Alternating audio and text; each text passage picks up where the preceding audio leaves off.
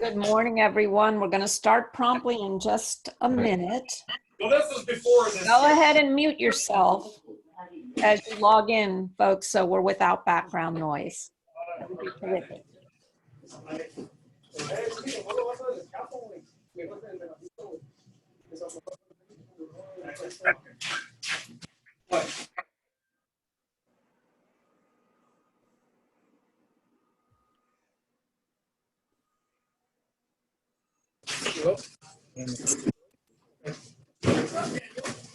So we've got some background noise going. Go ahead and mute yourself. And you can keep yourself on mute until we get to the Q&A, everyone.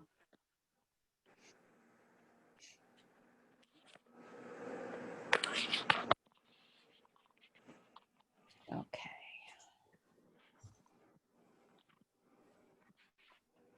People are joining rapidly. And we have a waiting room, so we're admitting them.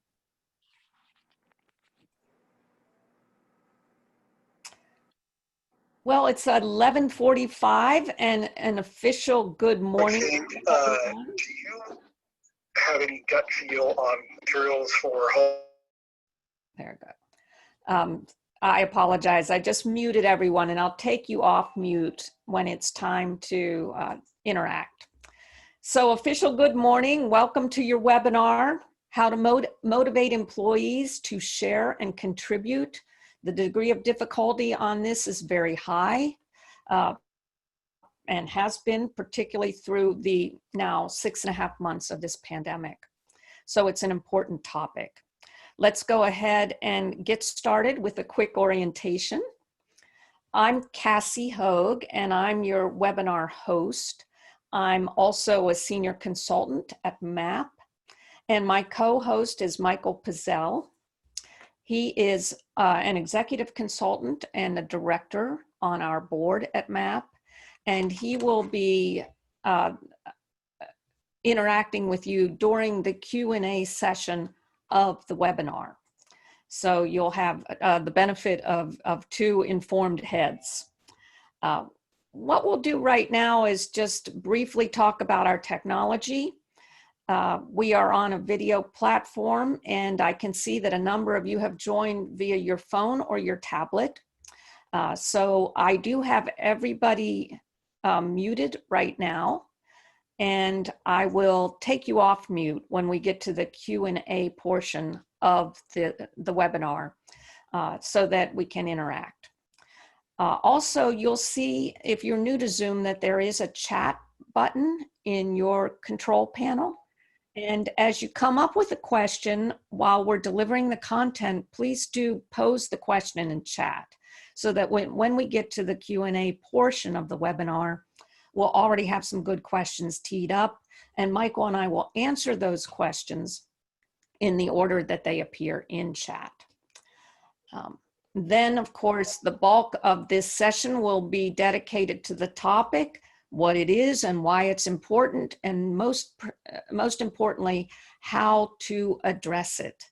I have promised a key takeaway and at least 3 tips, and I intend to deliver those. So let's get on with it. Let's start with our poll. And I'll open up the poll momentarily, yet I wanted you to take a moment and read the question. And if some of you are audio only, I'll read it for you. The poll will present you with a number of challenges. So I want you to choose all that you have faced as a leader as you've tried to motivate your employees and or your teams and keep them reasonably happy and engaged. So let me go ahead and open the poll. So here we go. And go ahead and answer the question. You can choose as many answers as you've experienced. So I'll give you a couple minutes to read the answers and go ahead and vote. You'll be anonymous when you do this, so please be forthcoming. Okay, we have a number of people voting.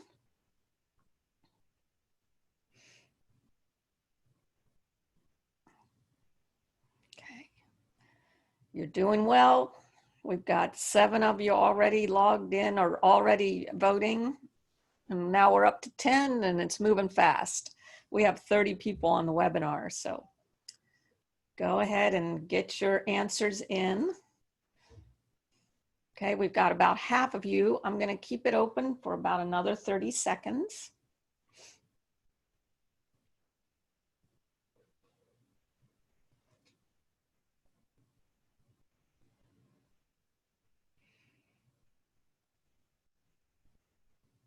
Okay.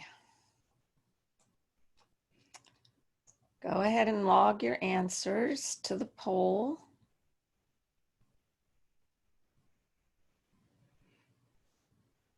Okay, we still have the returns coming in.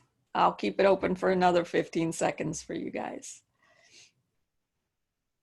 Got about 2/3 of you. And I appreciate if you're audio only, you're unable to take the poll.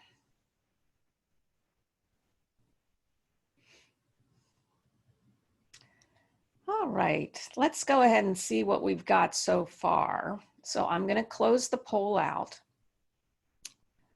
And here are your results. So what you can see is that our most common answer to the question was that your employees are frustrated by all the new safety protocols.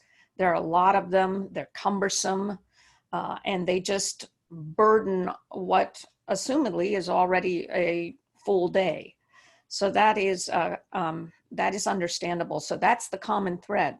We can also see that there's a fear factor about losing their jobs. They know a lot of people who have, and they probably, and some of those may have been within your own companies or organizations. That's the second most popular. And then we've got this one. Their personal burdens affect them at work. That's true, particularly for parents. Certainly they're all dealing with school. This is another common answer. They just seem to be going through the motions. I think that's why this is a good topic. This topic, by the way, was informed by the survey we conducted after our long form webinar. And it was the most common topic that you asked for. And all 6 of our topics for this webinar series are informed by you, by that survey. Okay. Well, thank you for the pulse poll. Let's move on. And in fact, get to the what. Well, it's unnecessary to be rocket scientists to know this, to know that communication is the key to keeping employees motivated and productive in a season of enormous distraction. We hear this over and over and over. All the universities, all the think tanks that are researching this subject of motivation during the pandemic are answering the same way, that it's all about communication. And in particular, what they're saying is we need to solve for more effective communication by doing more interactively. In other words, getting them more involved in the conversation, using different media, and making sure we align our messages to our mission, vision, and values. Okay, so that's what this is all about. Here's why it's so important. You know, we hear over and over again, we need to communicate more effectively. And that's true whether we're in a pandemic or not. Yet communication is the glue. It provides connectivity. It telegraphs calm. It provides employees with a sense of energy. It picks them up. It helps focus what they're doing. And most importantly, it engenders trust. And the researchers know that when we earn our employees' trust, they are more motivated. So let's get to the big takeaway and the tips behind it. First of all, interactivity. This means that we need to pose more questions and give everyone a voice. We need to actively listen. The metric we should be shooting for is 80-20. We should be talking only 20% of the time, and our employees or our teams should be dialoguing 80% of the time. Now that's very lofty. That's hard to get there. So what I suggest is you take stock in your regular meetings and your check-ins and so forth, and just keep track of what the balance is between how much you do the speaking and how much they do the speaking. And strive to get to 50-50. And once you get there, you're doing well, and then strive to gradually improve to get closer and closer to that 80-20 balance. The particular tips include doing things like this. Starting a regular meeting or a regular check-in with your team by asking them how they're doing personally. This is a best practice and it works. Start your meeting by just asking them, how you doing? How you doing personally? And permit enough time in your agenda to go around and have everyone weigh in. The round table is appropriate for a lot of other purposes. Ask them what they think after you deliver a particular message. Even if you think you know, go ahead and ask them what they think. Or ask for their further ideas or suggestions. Ask and be willing to hear. Actively listen means it's the whole you. You remove all distractions. You certainly avoid multitasking, and you're open-minded and non-judgmental. So when you ask them a question, be ready to just hear what they have to say. Sometimes that takes asking several follow-up questions to get to the root issue. This is a good idea that works. As a leader, you might start an email chain where it's ask your name, so ask Cassie anything, and invite that chain to just continue and be ready to get all kinds of good and sometimes crazy questions. That'll work. Do polls and surveys, and do them periodically, maybe every 6 weeks. Make them short and sweet, just like our poll. And of course, breakout groups are always a good way to interact. So that's our quick tip number one. Our second one has to do with the media that you use. And this is an important tip because we keep hearing that people are complacent about the way we communicate, or they're bored, or they're finding it exhausting that we are over communicating. So we need to make it interesting for them, and we need to change it up from time to time. And specifically or practically, you can try these things. If, for example, you send a regular email update, every now and then just record yourself with your phone and embed a video instead of typing out a message. Try doing that. If people typically sit down in meetings, whether they're in person or by video, ask them to stand up. It'll be funny if they're by video because they'll have to adjust their cameras. Yet that's a good break in the action.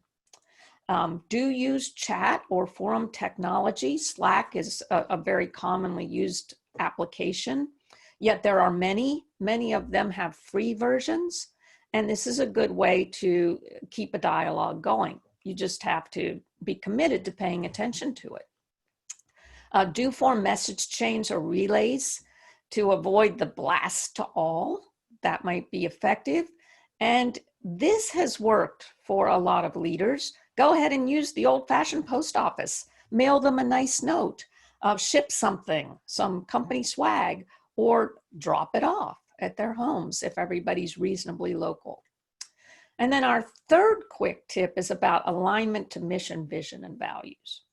You know, the researchers, this is a drive-by MBA after all, so the professors are telling us that as corporate leaders or organizational leaders, we're really good at articulating our mission, vision, values at a finite point in time. And they're also saying that we're really bad at ignoring the mission, vision, values once we do form them. During the pandemic, the mission, the vision, the values for your organization, they may be the only thing that's certain. They're your true north. So you do need to invoke them early and often. So state and restate. Connect all important messages to at least one of these things. You know, your mission is your reason for being. Your vision are is a picture that you paint of a positive future, and your values are the mores that are at the core of your culture and your decisions. So go ahead and use these things. Here's some examples of how. Say or write, our core value of fill in the blank, maybe it's integrity, underpinned this decision. Or remember what this will look like next year, and then play out your vision. Or this is important work, or what I've just assigned to you makes a difference because it ties to our mission, vision, or values. Or try this one. These extra steps will keep us true to our mission. Or, wow, that story was really impactful because he emphasized our company's mission, vision, or values. Anything like that. Just get into the habit of saying those things, tying your mission, vision, or values to your message. Okay, so let's go ahead and summarize. In order to motivate employees to share and contribute, you need to up your communication game. Remember that communication, when it's effective, it engenders trust, and that will motivate your employees. So make all of your meetings more interactive, and that includes check-ins, huddles, whatever you do on a regular basis, regular email blasts. Mix up your media, get them out of the rut, so to speak. Get yourself out of the rut and align your message with mission, vision, and values. So what I'm going to do is take everybody off mute. I'm going to open the chat box and answer some questions. Michael will join me with those answers. And we'll also welcome some more questions as we answer these. Okay, here is a question about the 80-20 rule that I suggested, that it's very difficult. How do we get there? And yes, it is. And I realize in some professions, it's actually unrealistic. And that's why I encourage you to strive for 50-50. Just, observe yourself for a week or two and try to get a sense of how much you're speaking versus your employees, and then strive for 50-50. The point is just keep giving them more of the floor. Here's another one. Okay. All right. So I think we had two questions relating to that metric. So I'm going to open it up. Now we have, at this point, we have 33 participants. So I'm just going to ask someone to go ahead and ask a question, and Michael and I will do our best. So first come, first serve. How to motivate employees to share and contribute. You should check this video out. Share and contribute. Is that a question? I'm trying to hear somebody speaking. Is that a question? No, ma'am.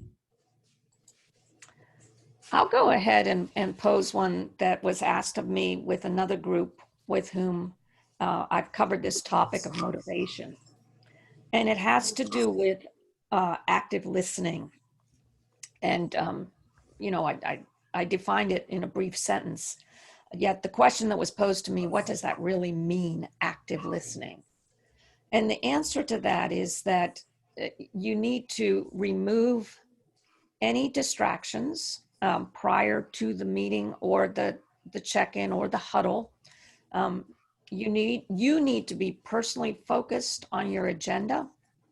And when you do open it up for employee contribution, answer to your question, their ideas, their suggestions, even their complaints, you need to physically and mentally be completely present and be able to hear exactly what they're saying. And sometimes they'll say something benign or neutral, in which case you also need to pose additional questions to say, okay, what you just said seems to be a neutral position. Tell me more about that. And then keep listening to what they say. Make notes. It's unnecessary to react in the moment. And you need to make sure you're non-judgmental and you avoid jumping to conclusions, that you hear everybody out before you do respond. Active listening means that you're hearing with every cell in your body. So that's a question that I get. So as you've had a moment to think about it, who has another question relative to the big idea about communication driving motivation and the 3 tips? I have a question. Mhm. So out on a job site, I'm hot and heavy and trying to get some production going, and I'm talking to this group. How do I avoid having open conversation turn into an argument?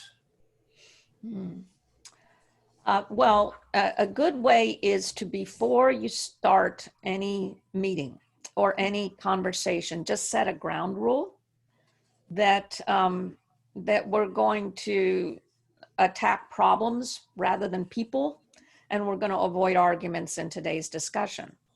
So that if we have a difference of opinion, we're going to table that and solve it with proactive ideas and or tackle it later. So a ground rule helps. That's one way. And then you just remind people, okay, before we dive into this conversation, let's agree that we're going to be solution-minded and avoid any attacks or arguments.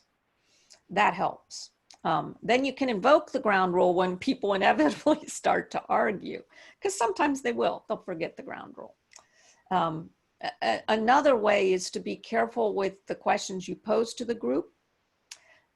For example, you might say, I'm going to pose this question, yet I want all of us to sign up to hear perhaps polarized answers. We might hear very different or conflicting answers. Let's just all agree that we're willing to hear those things. So the word choice is important. That helps you avoid arguments as well. If they do start arguing and you're without a ground rule, then one way to stop it is to say, I hear you both. Let's get solution-minded. I hear you both. Let's get solution-minded, because we'll just get stuck in our different perspectives. And what we need to do is solve for this. So that's a good way to cut an argument off in the bud. Did that help?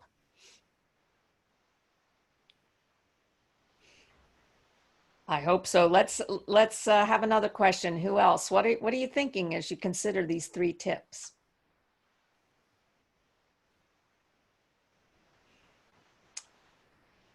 So Michael, in your experience, being a consultant and over the course of your corporate career as well, what questions have come up relative to motivation in your experience?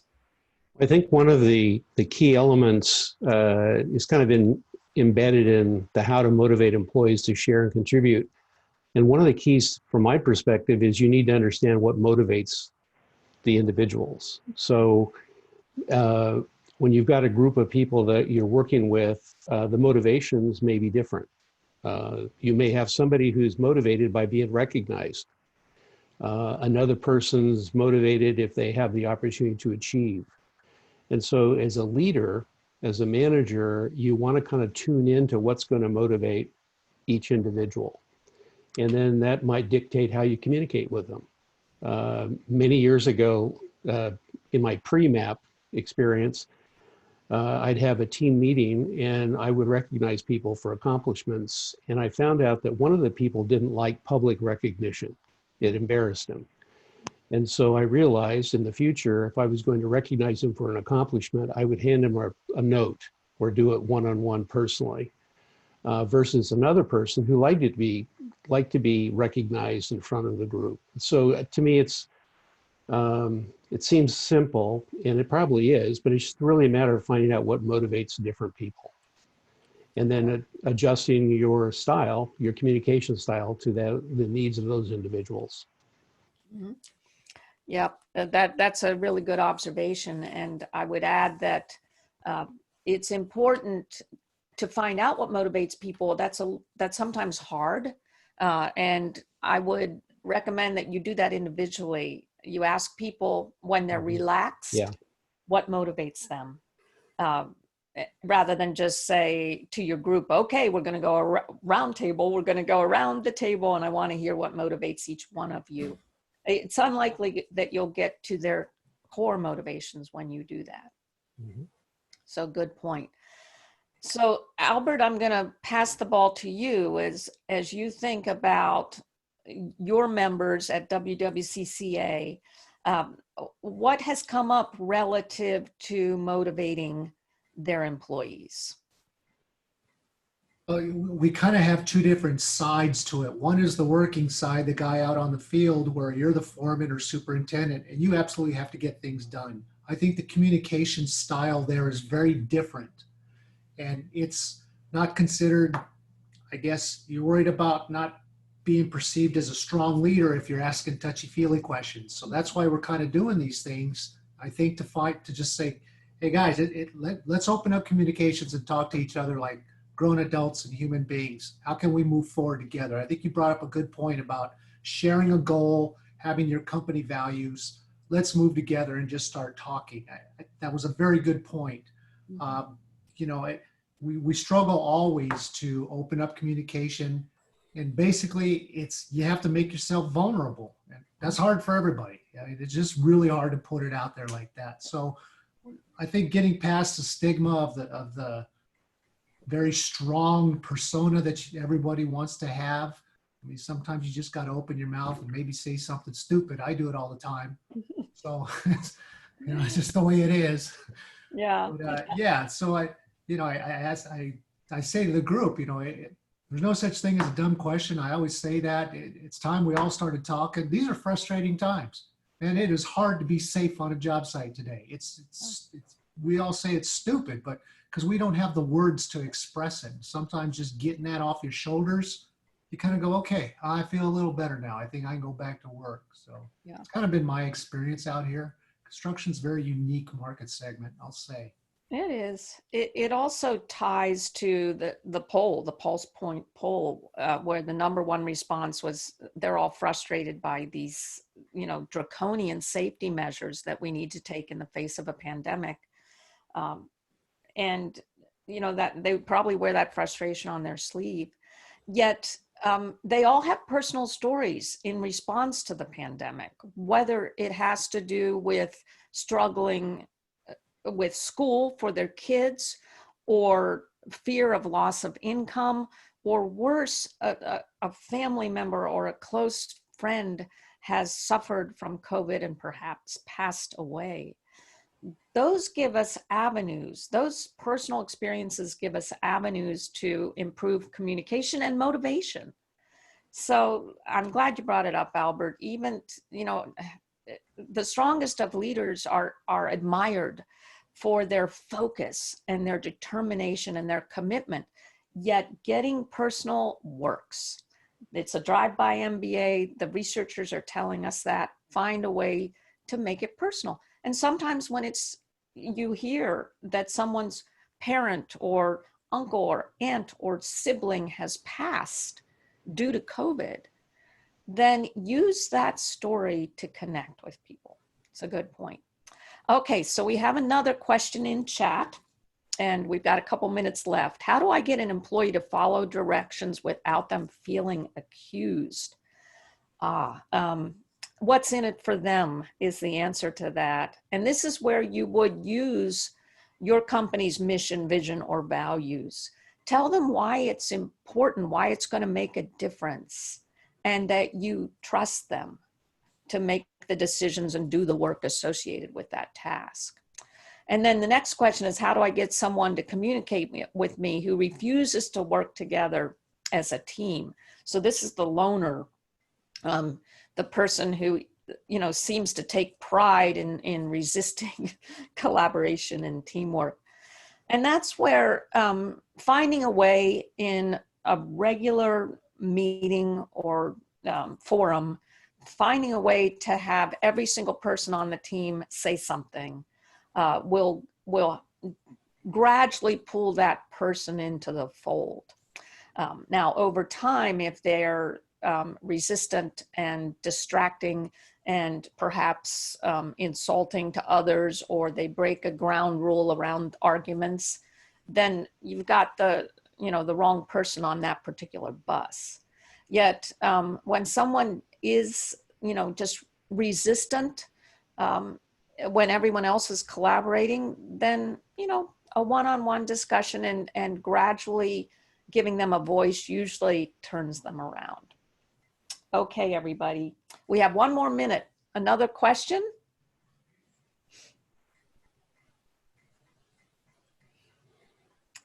Okay, here's one in chat. How can we talk with a millennial without hurting his feelings or her feelings? Yes, there's certain sensitivities with that generation. And by the way, that generation is now the quickly becoming the most prominent in the workplace. So we got to be able to answer this.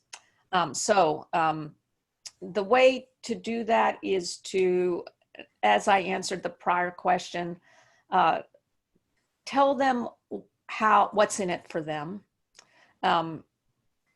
Tell them how they'll be contributing to success, because they like to feel like they're an important part of the machine. So say those words. You are an important part of this. When you do this, it will make a difference. And I can sense your discomfort.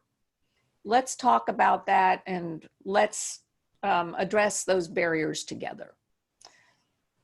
They'll be responsive to that.